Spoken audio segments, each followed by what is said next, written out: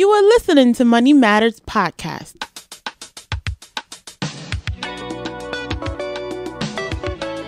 Step into a world full of worth and financial intelligence. Dedicated to bringing awareness, empowering the world to financial freedom and personal development.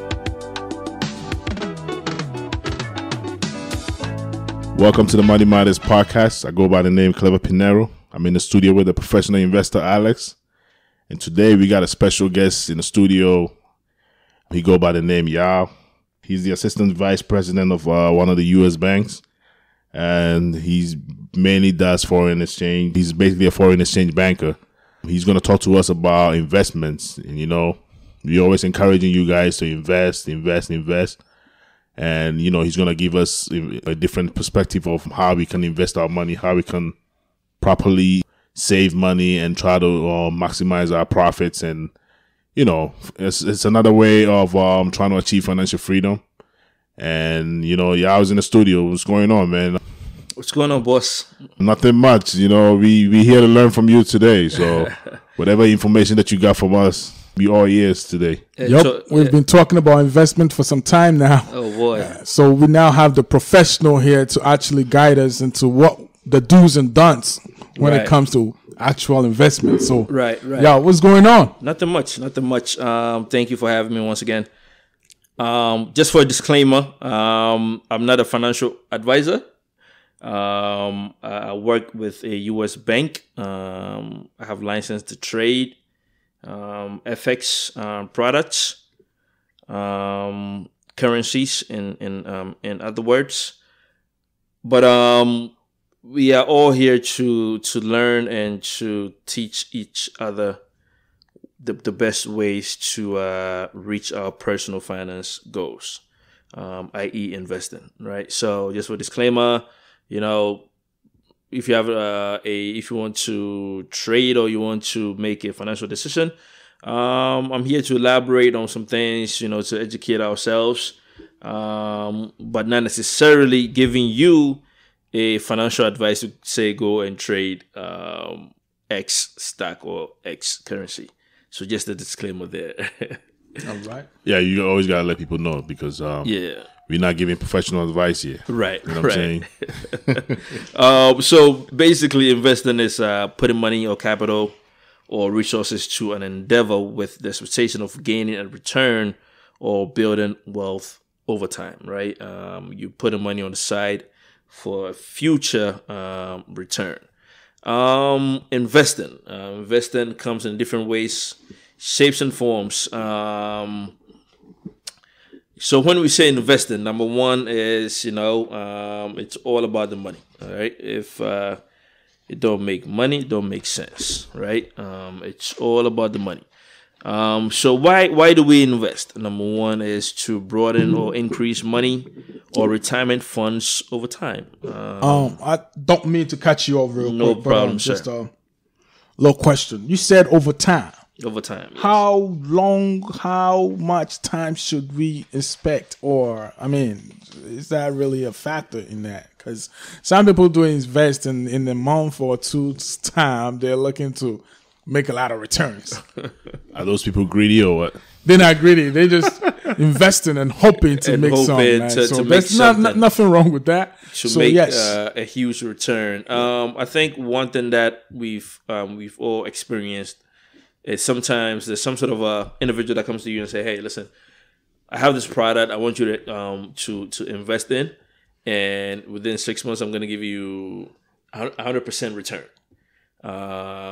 For the most part, there's nothing like that.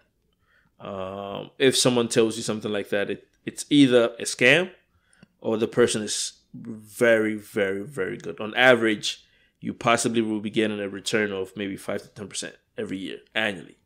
All right. So if somebody comes to you and say, "Hey, listen, give me 20,000, 35,000, and I'm going to give you back 100% plus the principal," it's something that you should look the other way, or you should be questioning heavily. Now, in terms of a expectation, or in terms of, you know, over time, there's a short-term goal, medium-term goal, and long-term goal, right? Short term is anything, let's say 9 months to 11 months. Short term, right? Then we have the midterm, if you want to say it. Right, midterm goals is from 12 months to, let's say, 5 years, right? Okay. And the long term, we are talking about 5 years to 10 years or 20 years, right? So you want to be able to sit down and understand your need. What are you looking for? That's the number one question, right? What are you looking for? What do you want? Are you looking for a short-term investment or medium-term investment or a long-term investment, right? Are we looking at retirement age? Are we looking at 12 months investment because you want to purchase a house or a mortgage? Or are we looking to a medium-term goal, 1 to 5 years, or anything between that? You want to purchase something, right? So that's the time frame, or the duration of what we mean by that terminology. Okay. So these are the terms as in short, mid, and long term. Yes, please. So, and that also comes down to you considering or knowing how long that money you're going to invest should be open for. Because, if you have some money that you probably want to put away for like 6 months to get something, it has to be, there's something that you set your eyes on that you need to purchase or spend that money on in 6 months. And that means you should know where to put your money to be able to have access to it within that span over time. Or yeah, definitely. I mean, you have to, I think one thing that I also had to learn in my time looking to invest, is you even if you go to a financial advisor, right, they will ask you what you want to do. To do. Okay. Right. What is your expectation? What are you looking at? Your goals. Your goals. What is your goals? You need to know your goals, where you want to go, right? Because if you don't know those goals, then I'm going to give you my goals. Right. And it may not be suitable for you. So it's something that you, the individual, need to know what is suitable for you. Right. So you need to sit there and say, okay, listen, again, I need this money next year. Right. But I want to invest in money market, treasury bills, notes, not notes, but bills, for the next 12 months, so I can, get my principal back and get some sort of a return, and then use it for X whatever it is, right? So basically, you just the individual need to know what you are looking to do. Thank you. Yeah, no problem. So, why do we invest, right? It's to ensure a better standard of living in the future. That's supposed to be one of the goals that we invest. We want to make sure we are, setting up, a better standard of living, and also to ensure a standard of living for our descendants. That is very, very important, right? Because I think one thing that we tend to miss out is, and this is in the past, I don't like to put blames or call anybody out, but I think sometimes we forget that, and if you are an individual that have kids, we forget that we have kids that will be, that will be here when we leave this planet, and so we need to set something aside for these individuals or these kids, so they'll be able to survive, right? In other words, there's life after death. Yeah. When you die, the people that leave behind, the people that you leave behind, they're still gonna be living on. So yeah, exactly. There is life after death. So that's what you're talking about. Exactly. So in investing, I've been very keen on investing. I think when I went to college, it was something that I always wanted to do.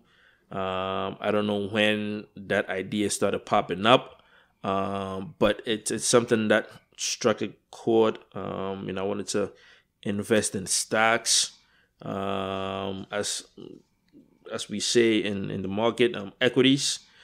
But yeah, there are different types of investments, investment types. There are stocks, there are bonds, there are CDs. CDs are certificate of deposits. It's usually short term. We have IRA, we have traditional, and we have Roth. We have 401k, we have traditional 401k, we have the Roth 401k, real estate.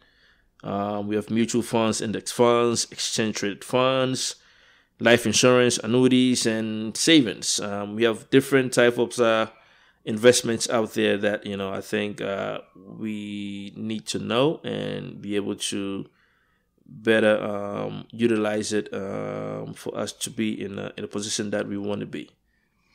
Savings, what percent? I think the APR for some is 2.99. Oh, okay. I was curious about that one. Yeah, savings, right? It's a bit tiny, but at least the principal is safe. Yeah, CDs. Most people don't. A lot of people not a big fan of CDs because of the interest rate that comes with it. But, I feel like, I guess it depends on how much money you invest in, but the average person, they feel like those interest rates are just ridiculous. Like sometimes when you say ridiculous, are you saying it's low? It's way too low. Like it's way too low, right? Boy, am I the only person that see it that way? Or? Definitely not. It's way too low. It's way too low, and I think the banks look at it from a standpoint where they are keeping your money for you and not necessarily generating returns or dividends with it. So I guess that's their take on that. Yeah, maybe it's way too low because of the amount that you put in up. Because if 1% of $100 and 1% of $1 million is a whole different ballgame, Exactly. So I guess maybe I'm thinking from a different angle. I think your experience is your notional amount. When I say notional, meaning the principal might be not at the level that Right. It makes you see the return that you want to see. Yes, and I want to ask: does this investing has something to do with the Bible, anything in it, or something that goes with investing? Yeah, definitely. Proverbs. There's a lot of good things in Proverbs. If you go to Proverbs 13:22, it says, "A good man leaves an inheritance to his children's children." Now, it didn't say children. It says children's children. Right, it's a lot of bad men out there. A lot of generational investments you got to do here. and if you look at things, right, and of course we are here to talk about investment. We are not here to talk about what others are doing and not doing. But if you look at what other race typically do, right, and other race that are not necessarily believers of the Bible or stuff like that, they actually practice what's in the Bible, using the biblical principles to actually that's what they do, right? And if you look at some of us, so-called Bible believers, unbelievable. It's you go to church from Monday night to Sunday night, and we are not utilizing the biblical principles. We don't, and these are there before us. Unbelievable. I think it's because our focus is not there. Like sometimes religious people they feel like we don't have to try to be rich because it's going to be hard for us to go through that needle hole. So that's a different topic. Let's just focus on investing, definitely because Jesus wore some of the most expensive garments back then. And he is the son of God. So if you want to look at it from that angle, that I want to stay poor, so it would be easier for me to go to heaven. Yeah, I think there's some sort of I think it's even harder being poor trying to go to heaven because you might steal. There was a kid who stole milk from their refrigerator back home. So he ended up coming to America, and then in a conversation, he said, "See, back home we did stuff that shouldn't even have been evil. How many kids would go to the refrigerator in America to steal milk?" Nobody. You see, but then back then you see milk in one of those ideal ones for the so yeah, it's really important that we kind of embrace this biblical concept of investing as well. And I mean, the Bible is a business book by itself. Sometimes, you could kind of like whatever course you're trying to study, you can always find information in the Bible to back it up. So I'm not surprised that these the quotes that you actually spoke about. Definitely, I think that if we actually do pay close attention to what the Bible says, a lot of other races are actually living exactly what the Bible says, right? Not just that spiritual aspect of things, but the practical aspect of things, and they are actually making it, and they are the ones. So we have to be practical with it. We have to be very practical, not just talking, right? and just go to sleep. We have to learn, the things that the principles, and just follow it. And it mentioned children's children. Children. It's a lot of investing you have to do to be able to hit your children's children with what you leave behind. That's a lot of investment. I'm even thinking about it like children's children. I mean, that's what the Bible's saying, right? Yeah, that's what's in the Bible. All right, you so might not good even point. see them. Children, right? Good point. Yeah, we shouldn't take the Bible just in bits and pieces, and we have to read it. You have to really apply it.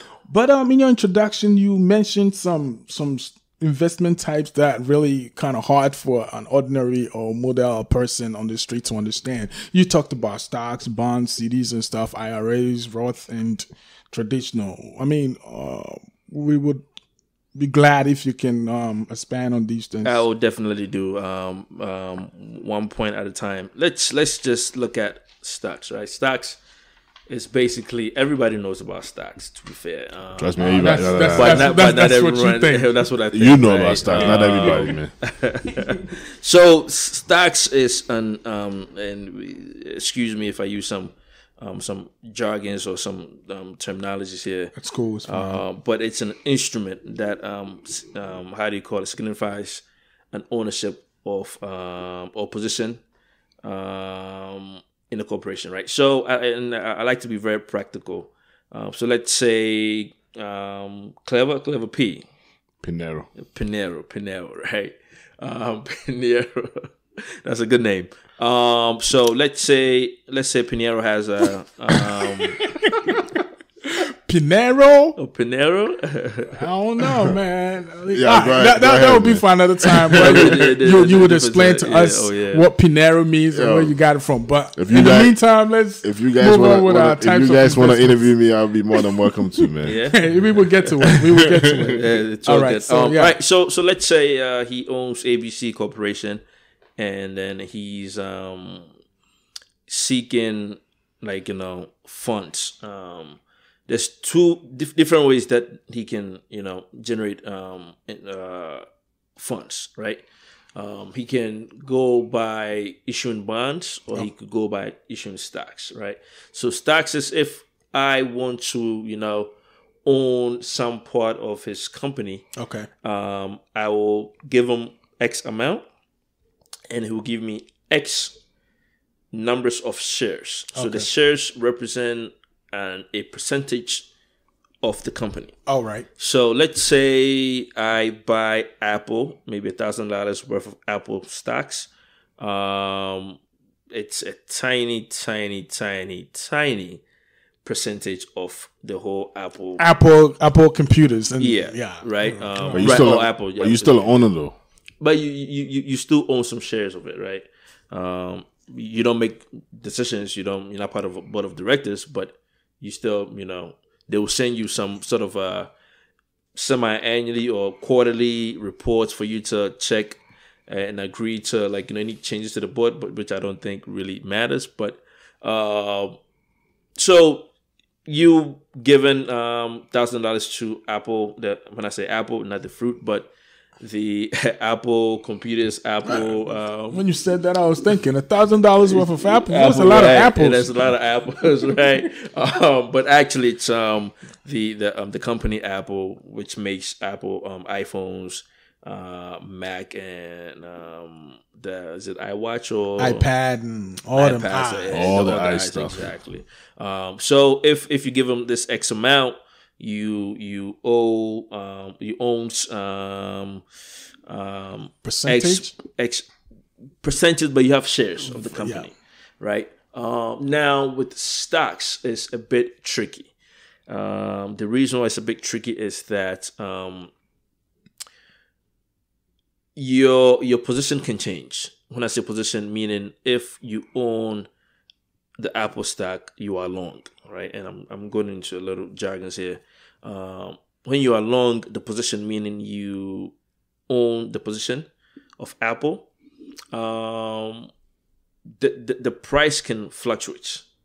With the stocks, it fluctuates. It's very volatile, depending on the company as well. So let's say today you have 10 shares, for argument's sake, you have 10 shares worth $1,000 because that's what you bought it. And let's say Apple goes up, $1, right? Your shares will go up. Okay. At the X amount. All right. Right. Now, if it goes down, relatively, speaking, if it goes down $1, your stock or your shares should be going down that equal amount, right? Or X amount. Stocks is a bit kind of, a bit tricky or a bit difficult. I personally advise individuals that want to get into the equity market or the stock market, trading, to be very cognizant or, understand what is happening in the market every day. Okay.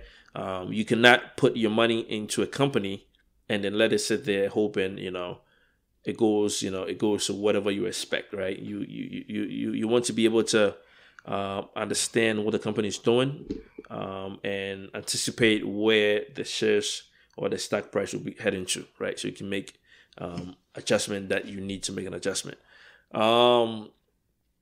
Again, stocks is very, very volatile. You can easily lose all your money. Someone is possibly thinking, how can I lose my money? Now, when you give your money to Apple, you give your money to John, and you get shares of the company, you don't necessarily, you don't have the right of, in terms of, let's say the company is going down or the company is going bankrupt, you don't have the right to receive, I wouldn't say the right, but you are the last investor to receive information. Not information, but to receive what's your principal, or your investment, right? Bond holders, on the other hand, bond holders is like me lending you money. As a bond holder, let's say you have a $1,000 bond, right? And I give you the $1,000, and then you give me that bond for 1 year. That's the maturity. When you say maturity, it's the duration, the amount of time I want you to hold my money. Hold, right, exactly, for you to do whatever you do with the business, right? So with bonds, right? Let me go back to stocks. Stocks, some companies, not all, but some companies actually gives you dividends. Okay. Dividends is basically every quarter, every company comes out and report their earnings. And once they report their earnings, if it's good or bad, the board of directors will agree and say, hey, listen, we want to give out 1 cent or 10 cents per share to all of our investors. So if you have 10 shares and you get 10 cents, that's $1, right? For the quarter. So every quarter you get $1. That is if they set that 10 cents for the whole year, right? It's changeable. They can change it anytime they want. Is that guaranteed every quarter? Every quarter? Every quarter is guaranteed. Unless is it sometimes monthly too? No, it's every quarter. Every quarter? It's every quarter. It is every quarter. Every company reports every quarter. So what would be the difference between the dividend paying stocks and the non-dividend paying stocks? Like, how does both of them work? Like, what makes a company decides to be a dividend paying, the other don't pay dividends? There are different things or different objectives, different decisions that goes into those Deciding whether to pay or not. Right. Some companies are not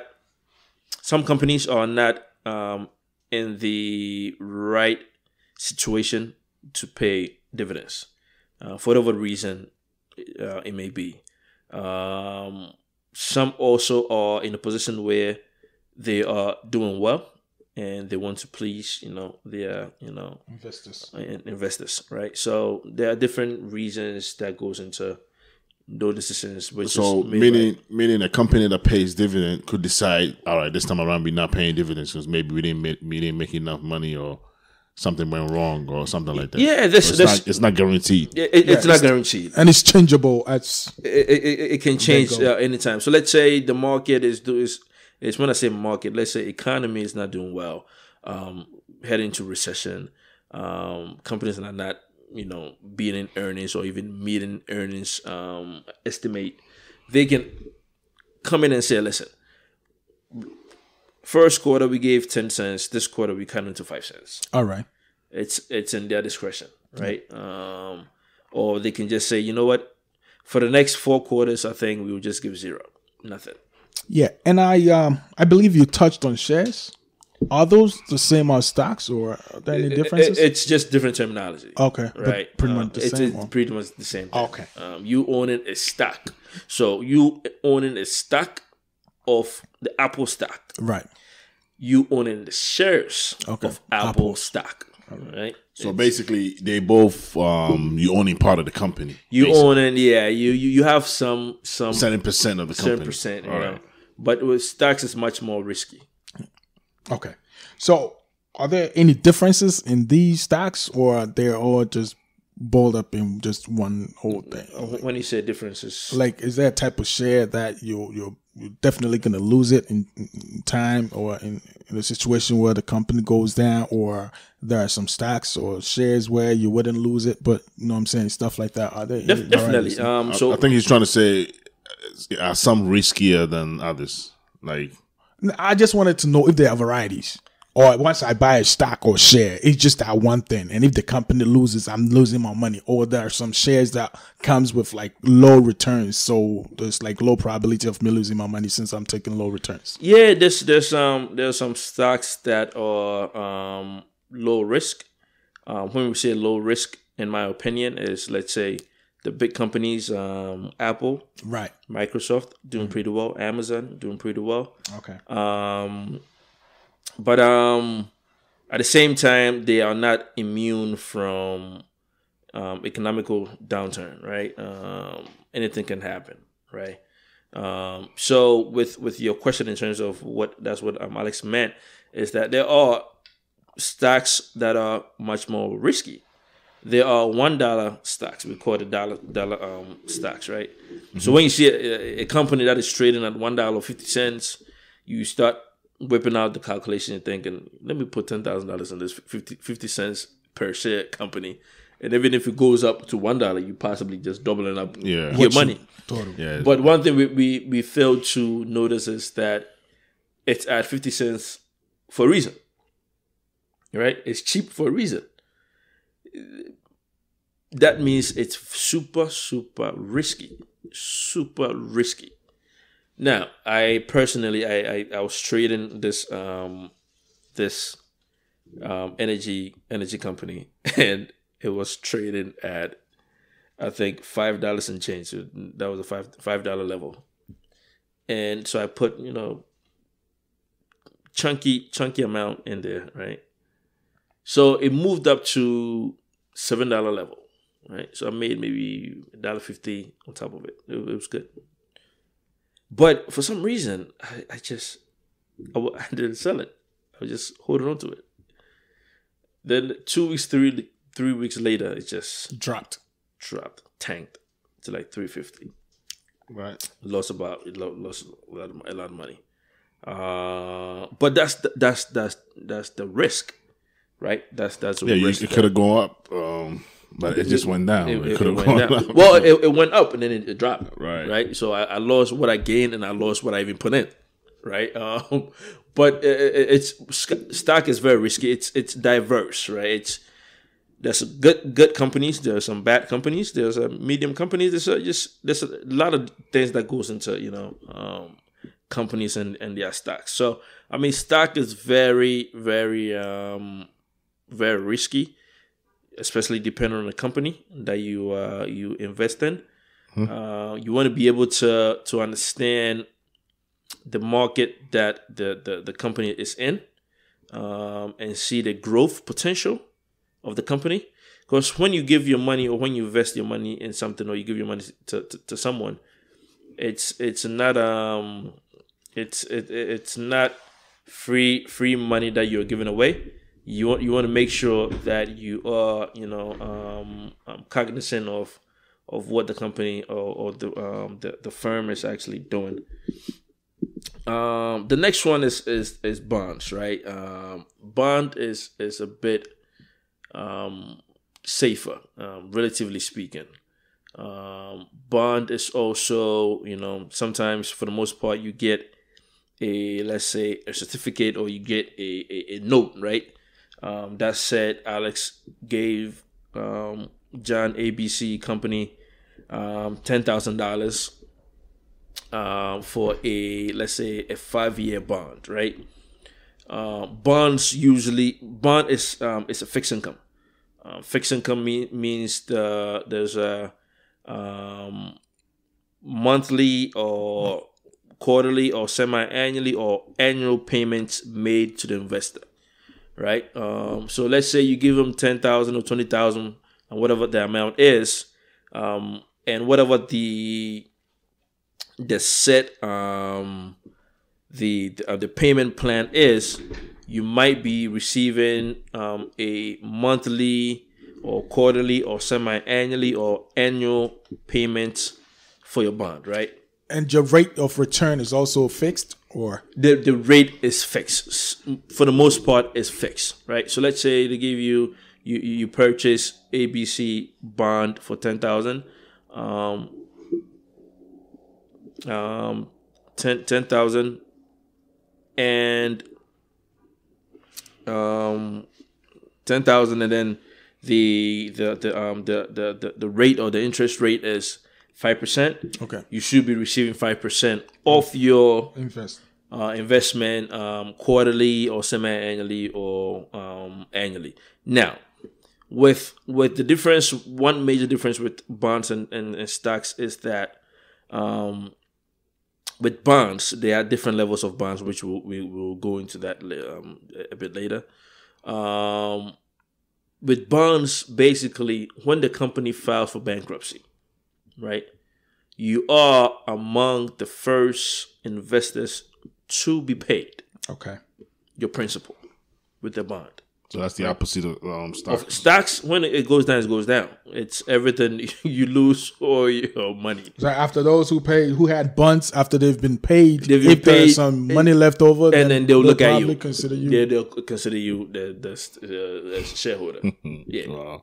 So bonds has, and with bonds, they might not give you the return that you want. But with stocks is very volatile, right? Because today you can make $1,000 a day, and that has no fixed rate of returns. No, it has no fixed rate, right? It's just depending on how the company is doing and the market perceives the shares, then it's just supply and demand, right? Right. So with stocks you can actually make God knows. So the bonds are a fixed amount. Yeah, the bonds is fixed. It's a fixed amount, and the stocks fluctuates. It could be. The more the company makes, the more you get in return. Right. In banks, you give them whatever amount, whatever the company makes, you're only promised your fixed rate that you're receiving, which is monthly, quarterly, annually, or semi-annually. And then at the end of the maturity, when I say maturity, is the duration, right? So 5 year is going to be your maturity. Right, so you purchase a bond, ABC bond today, and it matures in 5 years, that means it's going to mature November 29th, 2024. Right? That's 5 years. So within that 5-year period, you will be receiving your payments. And then once that 5 years hit, they will hand them the certificate. They'll hand you your principal. So you get your principal back, and then you've been collecting interest for the past 72 or 60 months. That's the huge difference between stocks and bonds. Again, there are different levels or different types of bonds, which we'll touch base on later on. So when I graduated from college, I walked into Smith Barney. It used to be part of Citi, and I opened up a Roth IRA. I wanted to start investing.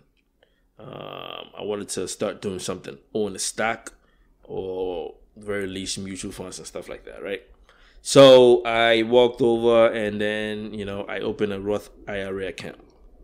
Now, Roth IRA, it's similar to 401k.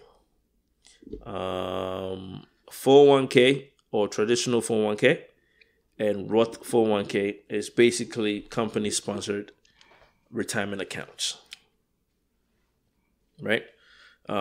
There's similar retirement accounts that different companies, i.e., like medical field, the hospitals provide. I believe they do have, different retirement accounts that they do provide, which I believe you are aware. I hope you are, and I hope you are participating. Oh, I mean, of course. Yes. Okay, I hope you are participating. We hope the audience are participating. I hope the audience are participating as well. So 401k or traditional 401k or Roth 401k is company sponsored. Traditional 401k is pre-tax, right? They take whatever percentage that you set for them to take. So let's say you want them to take 6% out of your paycheck every period or every pay period. They'll take out the 6% before the government takes out their taxes. So the percentage comes at the gross level, right? At the gross level, not at the net level, at the gross level. What does this mean? This means that now Uncle Sam did not take his part from that 6%. Remember this. They take that 6% at the gross level, pre-tax, before tax. So if you get $2,000 gross, Uncle Sam hasn't hit you yet. $2,000 gross. Now, 6% will come out of it, right? That 6% is going into your 401k or traditional 401k. Now, what's going to happen is that once you reach retirement age, that is when Uncle Sam will come in and take his share, right? So every year, 6%. That is your principal, right? So Uncle Sam will take his taxes out of that principal because they never tax you on that principal, right? Okay. Because it was gross. They take it out. I mean, the company took out that 6% before taxes, right? So is the taxes going to be more than the same how rate? much it would have been if you that's a regular paycheck? Like because they didn't take no tax. Whatever money you invest in is your money plus the tax money that wasn't taken out, right? So is it going to be the same percent or is it going to be more? Or you get what I'm saying? Yeah, I get it. It's going to be the same tax rate. However, there's a tax that it's called capital gains tax. Capital gains is what you made on top of the principal in returns. Right. They will tax you at X percentage. Percent. I think 10 or 20%. All right. That's where a lot of people, when they hit the retirement age, they move out to Florida. And transfer everything there, Move out to Florida. so they won't be taxed. Tax. Wow, that's smart. That's That's smart. why a lot of people move to But Florida. is there a limit as to how much you can contribute to 401k and Correct. IRAs? Yes, please. That's a good question. I believe at the moment it's $5,500 for individual And that's for IRAs, or for 401k and IRAs. Is that a loophole or what? People moving to Florida to escape taxes? I wouldn't say yeah, I could say loophole, but I mean that's And it's just there for everybody to use. Trump. I mean, there's no. I was about to say Trump just changed his address to not his address, his residency to Florida. You don't get taxed. That's a lot of older individuals. Yeah, I've seen a lot of people when they hit the retirement age, they end up moving to Florida. Besides the nice weather, but also to stay away from taxes. we'll be moving Florida soon. Yeah, definitely agree. You have to hit that retirement age. Okay, so there is a limit on individuals, and I believe there's a limit for married couples as well. I'll get you the number soon. Individuals is $5,500 for individuals, and married couples, I believe it's upward above 10,000, but not more than 15,000, I believe. But I'll get you the numbers. And these are IRAs or 401k and IRA. okay. Now, IRA it's you can open it. It's not company sponsored. Okay. You can open it yourself. You can go to a brokerage firm. Brokerage firm is Ameritrade, Scottrade, Fidelity, or those Vanguard, exactly. Those ones you can just walk in, or you can just call in, or you can just go online and just open it, and they'll open it for you. Now, tradition and Roth 401k. Let me just touch that base. So very important. Right, Roth 401k is basically, if you can help me out, please help me out. Sure. So I said traditional 401k is pre-tax. Right. What is Roth 401k? I'm thinking it's after taxes. Good. After taxes, post-tax. So your net is $2,000. Uncle Sam will come in and hit you with $500. So you take home $1,500. Now the $1,500 is when the Roth 401k will come in and take their 6%. Right? So basically what this is the Roth 401k is you are accumulating 6% in your Roth 401k every year, right? Or every pay period. And once you hit the retirement age, you will not be taxed. Okay. The government cannot tax the principal because it's already been taxed. Doesn't matter how much you make of it. No, not make. Not what you made. Remember, your principal. Your principal. Oh, we're talking about principal here. Right. Okay. So let's say you put in 6% every year, right? And 20, 30 years later, you have 1.5 from the original money that came from your net. They cannot touch that 1.5 million. Okay. However, if you made $700,000 on top of it, now you add 22 million. I mean, right. 2.2 million, right? Now that 700 will be taxed. They'll tax it. That's the capital gains, right? So they'll tax it at X amount. It changes every year, 10, 20%. Now, 401k and Roth 401k. You can borrow money from either. Okay. So let's say you work for your company, whatever company you work for now. You've been contributing to your 401k, whether it's traditional or Roth 401k, and you have a certain amount. Let's say you have 10,000 in it or 100,000 in it. For some reason, you've hit some hardship. Instead of you going to the bank for personal loan, which will hit you with 5%, attract higher interest rate, 5%. Maybe if not more, if you go to Capital One, it's about 24%. You are better off getting a loan from yourself. Okay. Right? Meaning your 401k. Meaning your 401k. right? So you go to your HR or whoever is the how do you call it, administrator, for your retirement account. You can request them to give you up to, I think, 50% of what you have in that account. 50% or 50,000, whichever is higher. Up to 50. You can only take up to 50,000. I think it's about 45% rather. 45%. Yeah. But the most they'll let you take out at one point is 50,000. Okay. 50,000, but 45% of everything.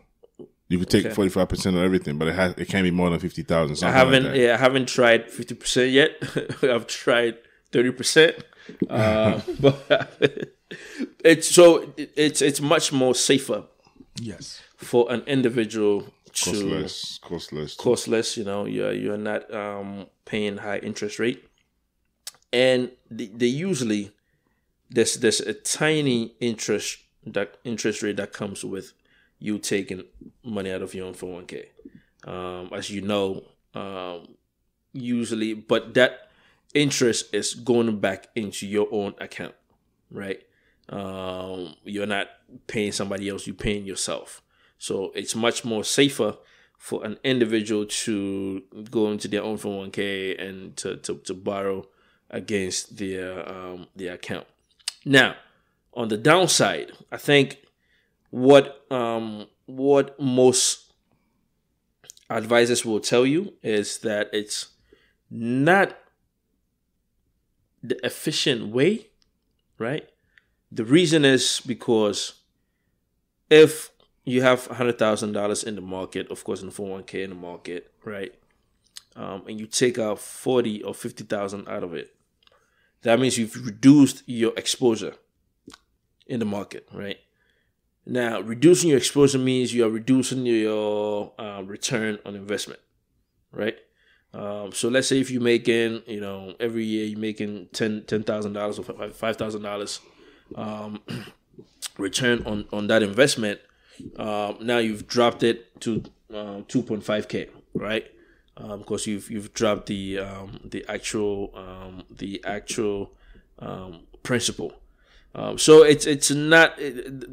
There's a good way, and there's also not a good way, but it's it's good for you to loan from your 401k.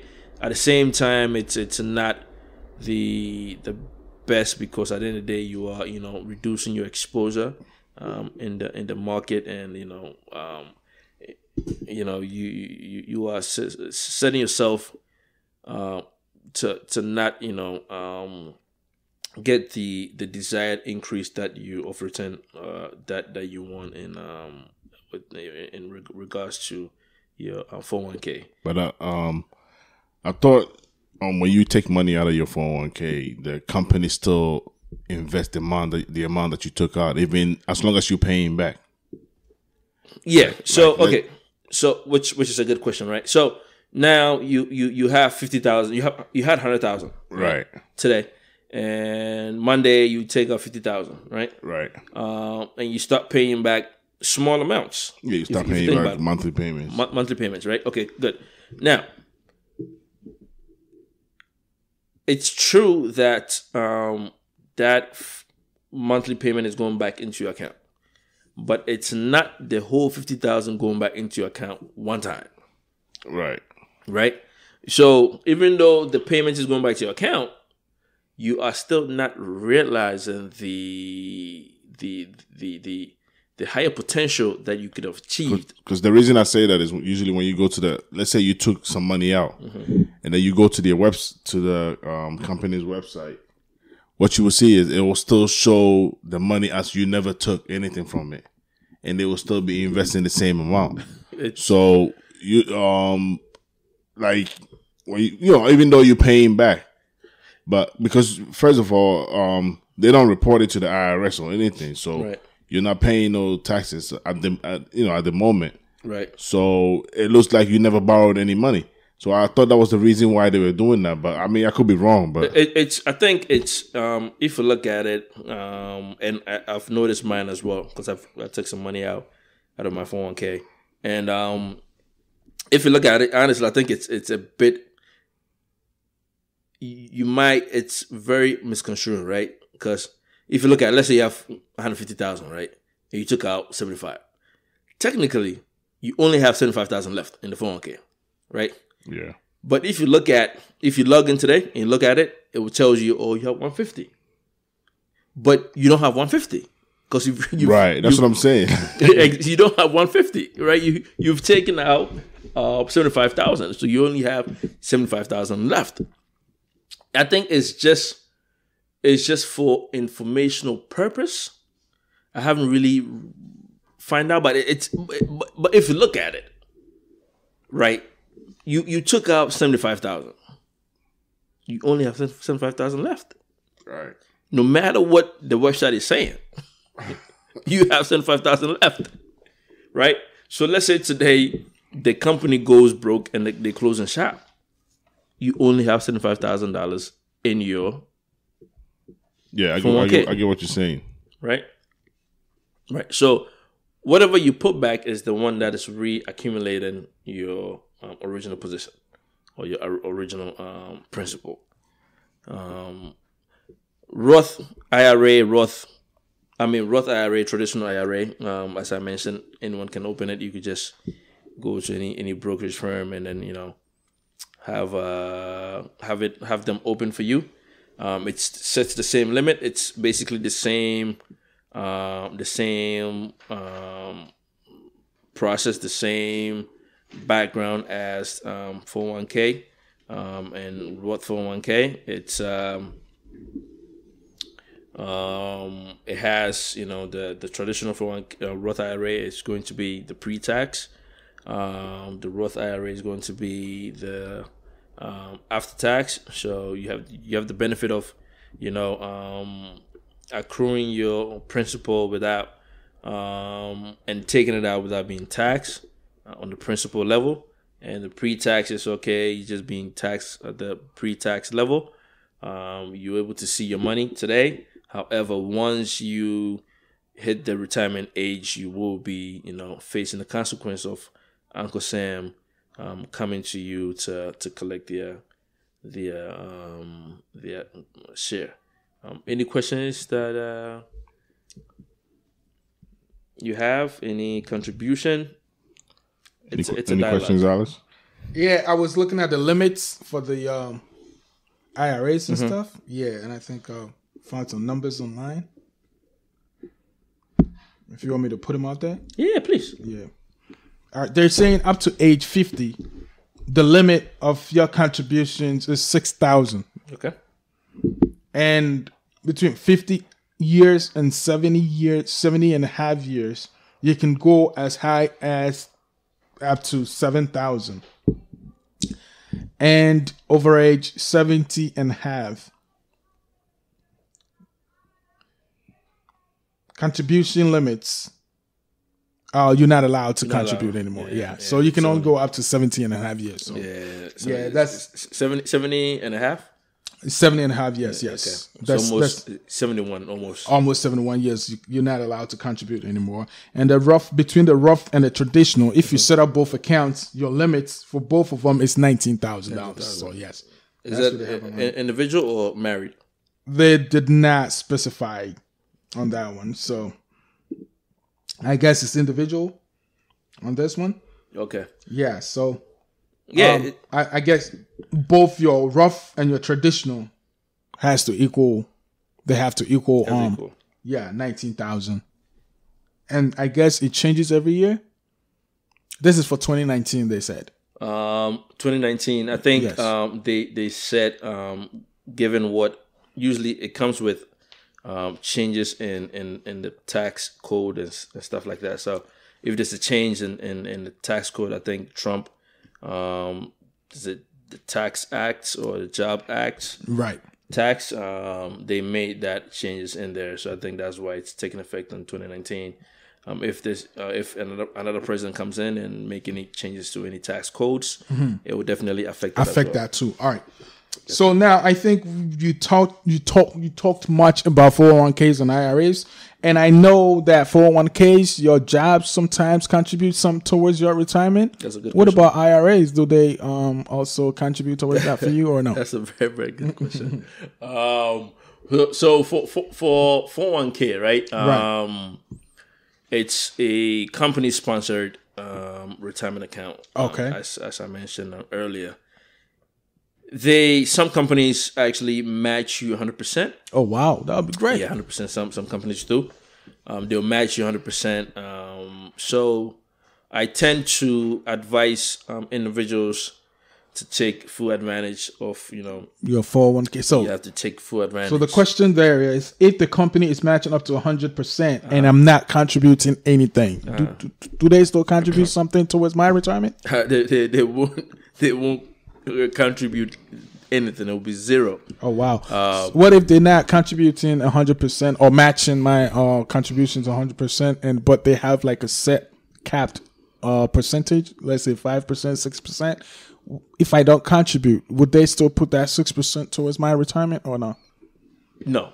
Oh wow! No. You. The only way, and to my understanding, is for any company to contribute or to match you, you need to practice what they are matching you, right? And this is my own words, right? Okay. So if you are doing 6%, the company will match you 6%, right? Right.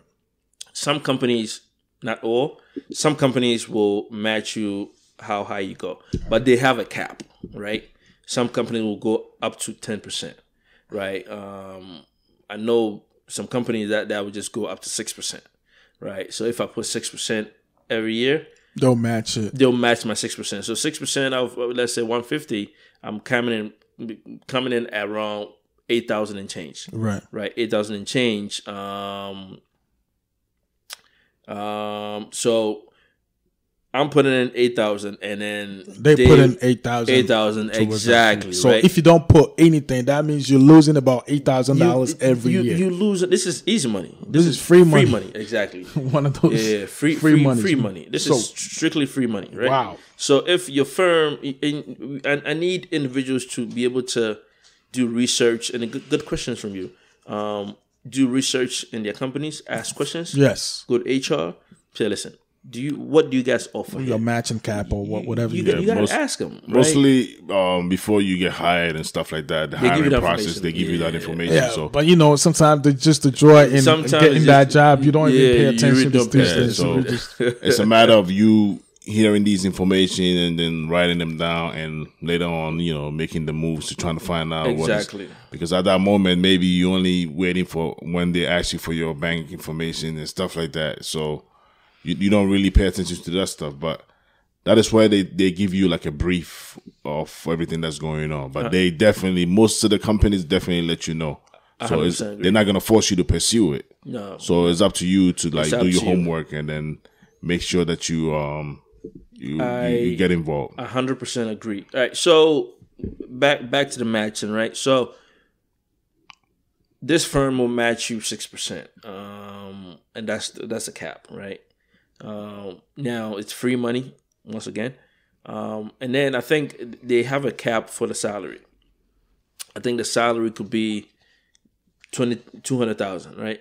Right. Which of course companies are very wise now, because let's say you make $500,000 a year, which is your base salary, and you are contributing 6%. From that $500,000, it's a huge chump change, right?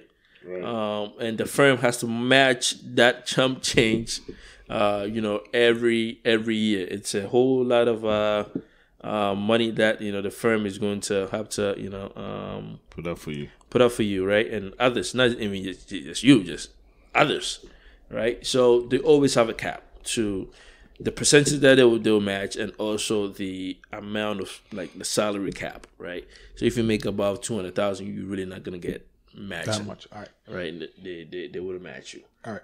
So I know you touched on borrowing from your 401k. What about if I want to take it out? That's my money. It's for retirement, but I'm not ready to retire. But I'm now in some kind of hardship, and I need that money. Can I just withdraw that money without paying back? Yeah, that's a good question. You put my mind to this commercial that comes out. It's my money and I need it now. Yeah. It's my money. You know, and I those need it lump now. sum payment thing. Yeah. But it's not that easy. It's really not your money and you don't need it right now. Oh, I need it right now. But you wouldn't be, given the laws, the rules and regulations around retirement accounts and stuff like that. You cannot take out 100% of the retirement or your investment for retirement. It's a safety net for the individual. It's how the government looks at it. It's how the company looks at it. So the answer to your question is you wouldn't be able to withdraw all the money that you've invested. However, let's say you get let go from this company or you leave this company. You can roll over those funds from that 401k to either an IRA or Roth IRA or to either your new 401k. What's your new company? New company, right. Now, if you take it out cash, if you cash it out, in the government eyes or even in my eyes, that means you cashed out your retirement account and they'll be coming to you for you to pay the taxes.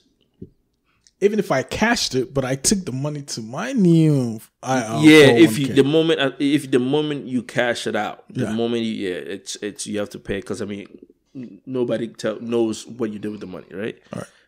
So you have to pay your taxes and you have to pay a penalty. Penalty on top of it. It's 10%, I believe. So never cash out. Never cash out. I don't think it's a good advice for anybody. If you're moving from company A to company B, have the your HR departments do go through the process and get the forms and fill out. Don't get it in cash and carry it to your new. Don't cash it out. It's much more safer for you to just roll over the retirement account to a new retirement account or brokerage firm. It's free. They wouldn't charge you, so just it's much more safer, right?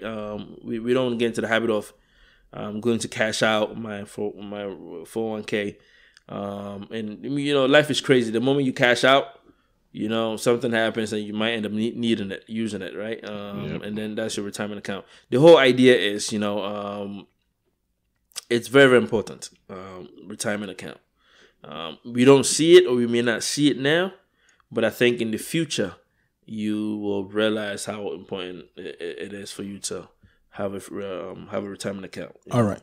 So now I have a 401k with my company, Company X, and it's managed by fund manager X company, and I don't like the stocks they're providing there. The companies they're allowing me to invest in. What are my options?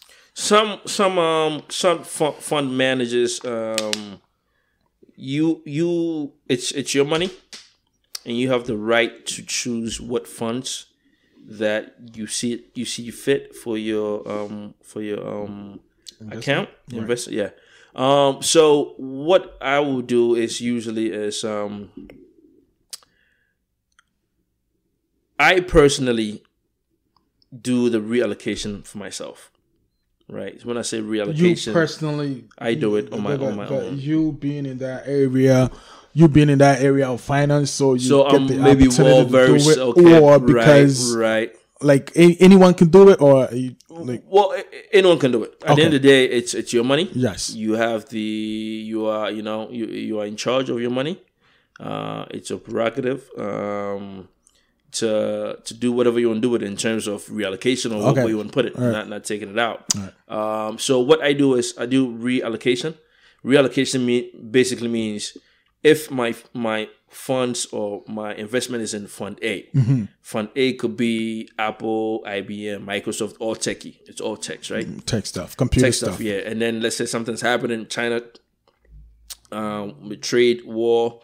It's just hitting technology's heavy. Right. So I'm losing money there, right? Now I can go into the portal. Right. And then do a reallocation. So reallocation meaning, okay, so my existing 50K in that account, I'm going to move it and put it in Fund B or Fund C. Fund B could be just all equities of banks. Okay. Or it could be a mixture of banks or healthcare. All right. Right? Or you could just diversify it however you see fit. Right? So once you have the opportunity to just do the reallocation yourselves. And I think it's best way for you to, to even learn or know what's happening in your account, right? I was actually helping this lady to understand what she had going on. And to be fair, I think what most of us get into is sometimes we work and we know so we're taking some money out of our paycheck every pay period, but we don't really understand where the money's going. So I think she sent me her 401k information, and she was losing money, so she didn't know why she was losing money. So I got it down, and I basically, broke it down to her that this is where they've invested her money, the allocation, and this is where she's losing money. So they will need to reallocate, the investments or the retirement account. And I think a few months later, she actually saw some positive numbers coming in. So it's good for us to be part of the investments of our retirement money. We shouldn't always just leave it out to the fund managers to do for us, but we need to understand what's happening. We need to make sure we check, especially when you are at the age of retirement or getting close. Once you get to the 50s and the late 50s, you want to make sure you are cognizant of what's happening, right? You want to make sure what you have in your retirement account. You don't want to go in one day and you thought you had 500, but then in reality you have 20,000, right? And you have 5 years to go for retirement, right? So we want to make sure we are always in tune of what's happening in our retirement accounts, and if any changes need be, even if we are not well versed of what we want to do, we can start asking questions, and seeking some answers or guidance on what we need to do next. All right. So what you're basically saying is we should get involved. Yes, please. We should know where our monies are being invested, which companies they've been invested in, yes, and also we should, from time to time, depending on what's going on in the economy, switch from company A or to B based on how their returns are firing. That's what you're saying. Yeah. Basically, so because if you look at, and let me ask you a question: how many of you receive your quarterly or monthly statements from your retirement accounts? To be honest, I do receive them, but to me, it looks so ambiguous that I look at it, but I don't understand. I just put it to the side. So, all right. So I think the easiest way to look at it, right, is to analyze it is to look at the numbers, right? It's all numbers game, right? So, if let's say you have allocation in international equities, meaning companies outside of the United States, right? Your money is being invested in there. Look at the percentage, right? Are you up? Or are you down? Or are you flat? Right? If you're down, that's not good. If you're flat, it's not that bad. By the end, you're not moving. You're flat. Better. You could do better. If you're doing good, if it's 5%, whatever percentage, if it's up, it's good. So you look at the numbers and you look at, okay, listen, I've invested 50,000 in my 401k. It's broken now into 3 or 4 funds. Fund A, I'm making 5%. Fund B, I'm making 20%. Fund D, I'm down 25%. So net, you are 30%, right? Because you up 5%, you up 50%, you down 25%, you net 30%, right? So you look at it and you say, okay, so what do I need to do to stop the bleeding in Fund D where I'm losing 25%, right? That's when you start asking questions. You call up your brokerage firm, because sometimes they do take commissions and they do take fees out of it for managing your account, right? So you want to ask them, okay, so what do I need to do, right? This fund is losing money. Why is it losing money? Is it because let's say it's in healthcare. Trump is bashing the healthcare, bashing pharmaceuticals, right? Is it because of it? So those companies are not doing well. Maybe not doing well because not doing well based on the business objectives, but not doing well because the market is taking the beat out of them because Trump is really beating them down, right? There's a fundamental changes, right? Fundamental changes meaning the company is doing bad because the company is actually not doing well fundamentally, right? Something is going wrong there, right? Or the company's stocks is doing bad because it's the optics. It's just what Trump is saying, right? It doesn't necessarily mean the company is doing bad. It's just the current happenings. Exactly. It's Trump is causing them to. Right. But the company is actually fundamentally they're doing well, right? So you look at all those things and say, okay, you know what? Let me just stick to them. Or if the beating is going to be taken a whole year, let me just come out of it. Trust me, it's all about you. It's you going to buy sneakers. You buy Nikes, right? And you buy Nikes and you let's say you want to sell them or you want to have a value in the Nikes. Now, Foamposite came out and Foamposite is maybe 150, right? And you think that the Foamposite next week is going to be 160 because there's going to be demand, right? Now, you're going to buy it and keep it and then sell it next week for 160. Right. Now, you clipping $10. Now, if you buy 150 and the news coming out of Foamposite because Zion, the guy in Pelicans, foot came out of the Foamposites, the demand for Foamposites is going to decline. Exactly. So you just get rid of it, right? That's the way it is. Just, All right. So let's get involved. Let's know where our monies are and know what's going on around us in the market, in the market sense, and make decisions and changes as and when we see fit. Yes, please. So just the takeaways here, and I like takeaways because we want to make sure everyone is following us and understanding what's happening. Is you want to partake in your 401k retirement accounts at your various jobs or workplaces. Ask questions. Inquire about what needs to be done. Inquire about what percentage the company is contributing to you. What percentage they are matching for you. Inquire about loans if you want to take out loans out of your 401k. What are the benefits and advantage or disadvantages? You want to partake in your 401k. You want to look at the Roth 401k and the traditional 401k.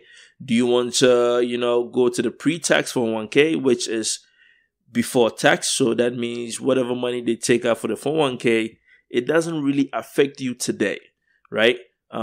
Which is the pre-tax or the traditional 401k. Or you want to go to the Roth 401k route, which is the post-tax. Whatever money they take out today, you will really feel it because they take out the money post-tax, right? So these are the things that you want to be asking when you go to work. Make sure, you get involved because if the company is matching you, whatever percentage that they are matching you at, it's free money. It's free lunch. There are not a lot of free lunch in America, but if you see or you notice this free lunch, please, you want to be part of it and get yourself involved. So, at what age? I mean, not necessarily age, but how soon should somebody start investing in 401ks and stuff like to get the maximum returns during retirement? I mean, as long as in respect to 401k, as we are talking about 401ks, for 401ks, as long as you are employed by a firm or a company that provides 401k retirement accounts, you should always, participate, right?